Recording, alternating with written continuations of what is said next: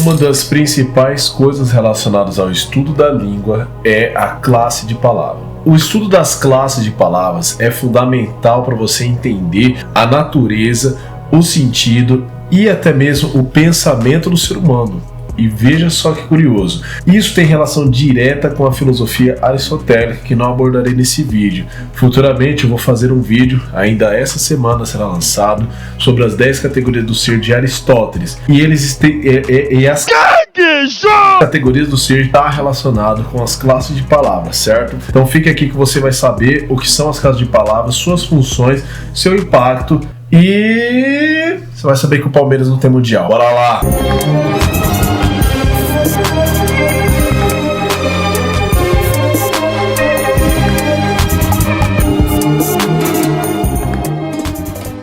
Salve, meus queridos, bora lá! Hoje nós iremos falar sobre classes de palavras. Nós já falamos a respeito de morfologia, lembra daqueles vídeos que eu falei a respeito do mecânico, da concessionária e tal? Então, ali nós falamos das partes que compõem o carro. Hoje nós iremos falar sobre os tipos de carros, sobre as classes de carros, olha só. Então nós vamos falar sobre as classes de palavras, ou também chamadas classes gramaticais. O que são isso?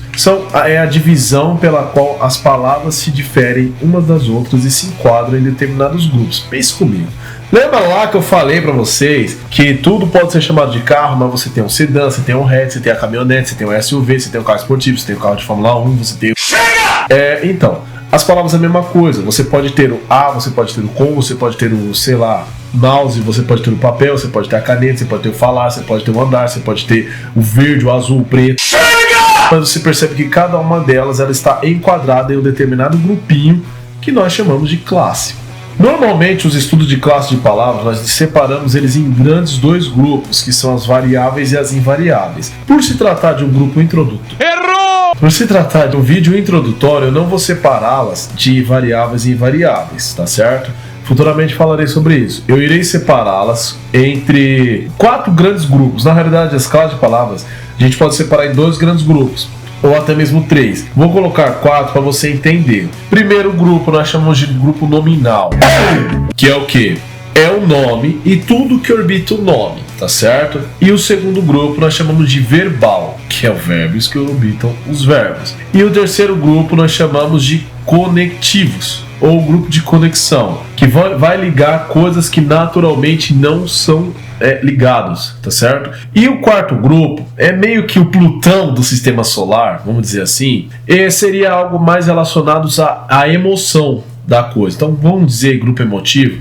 Isso aqui é fim didático, tá certo? Você não vai encontrar isso muito claro dessa forma, não. É só para você entender.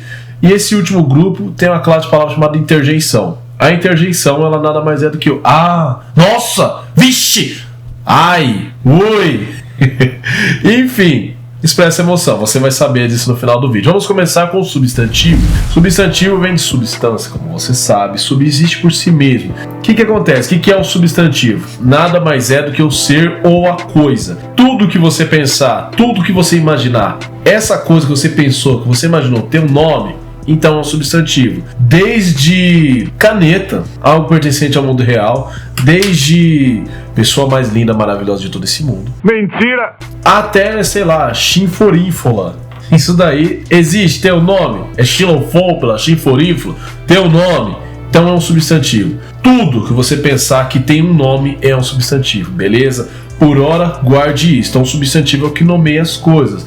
Tem uma explicação mais aprofundada, mas por hora, guarde isso. Tudo que você pensar, seja real, seja animada. Animada vem de animação, por exemplo, ser humano, ou seja coisas irracionais, inanimadas, objetos, dane-se, não importa. São substantivos. Agora, olha só. Segundo a classe de palavra, vou colocar aqui o adjetivo. Por quê? Vamos pensar na seguinte palavra. Camisa. Camisa é um substantivo, beleza? Que cor que é essa camisa? Branca. Então esse branco, ele tá dando uma característica para essa camisa. Logo, esse branco, ele nada mais é do que um adjetivo. Ele é um qualificador.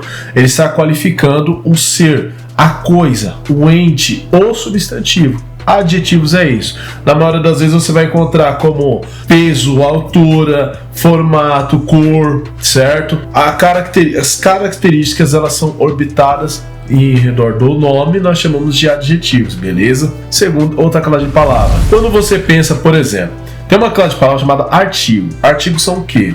Nós temos o a, os, as, uns, umas, uma. Essa classe de palavra nós chamamos de artigo. Ela serve para definir ou indefinir um nome. Pense comigo, se você falasse assim, pegue, sei lá, um cubo. Você vai lá e pronto, peguei um cubo. Não é este cubo, é o cubo. Aí você vai lá e troca por esse.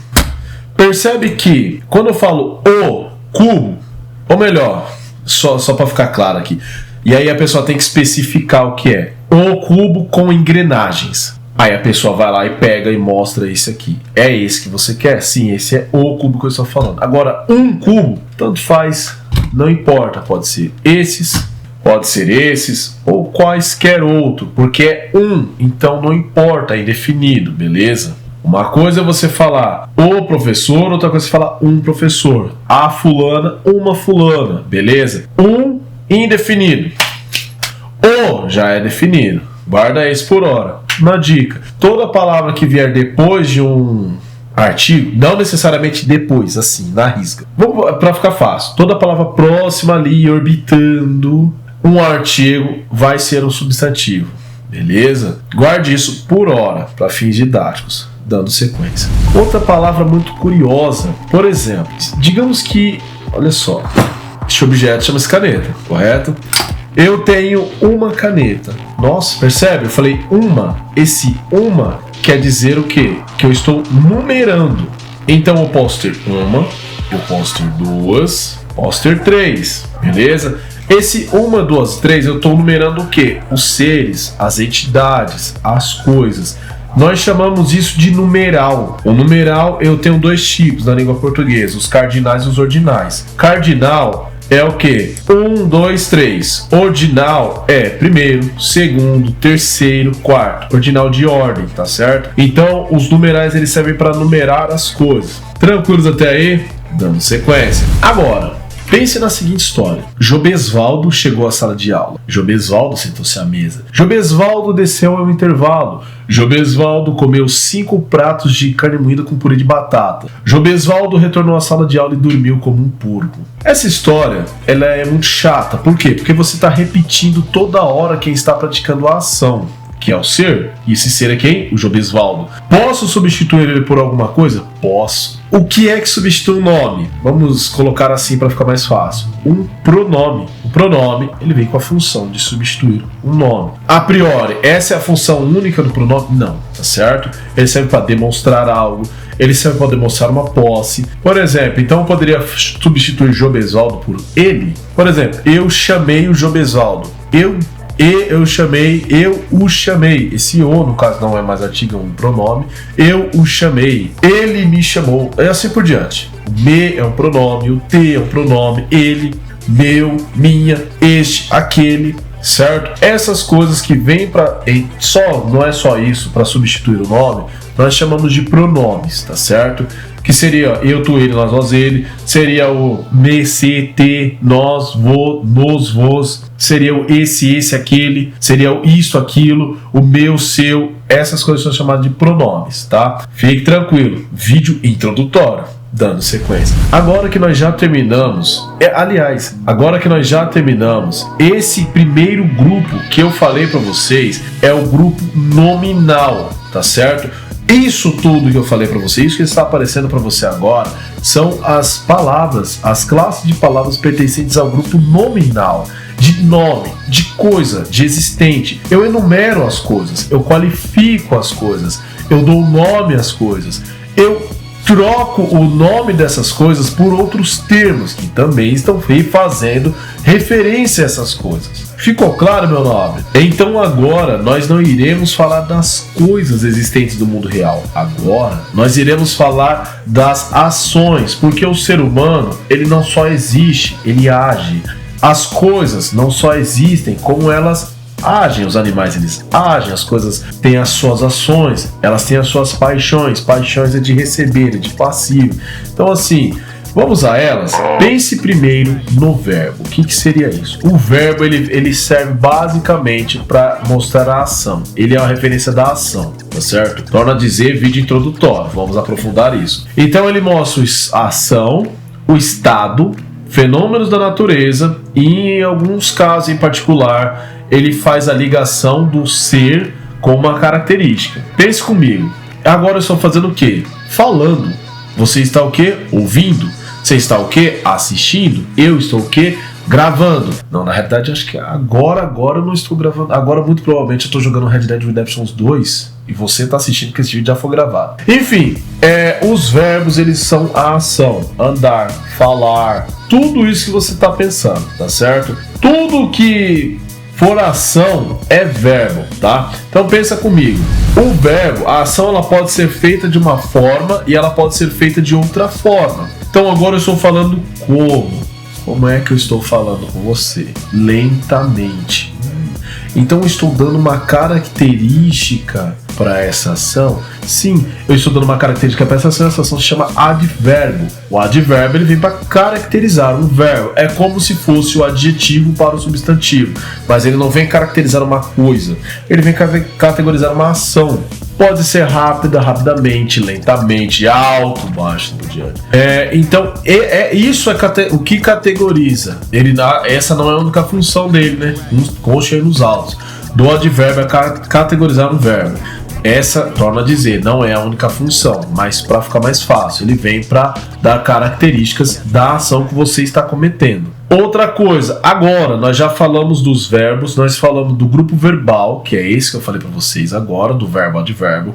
Falei aí do grupo nominal, que é o pronome, o nome, né, o substantivo, adjetivo, o artigo e o numeral. Agora nós iremos entrar no grupo de conexão. Kikatsu, que é isso? Grupo de conexão, eu tenho duas principais palavras, que são elas: a preposição e a conjunção. Ambas servem para conectar. Ponto. Essa é a função delas. Tá certo? Como é que eu faria essa conexão? Pense comigo.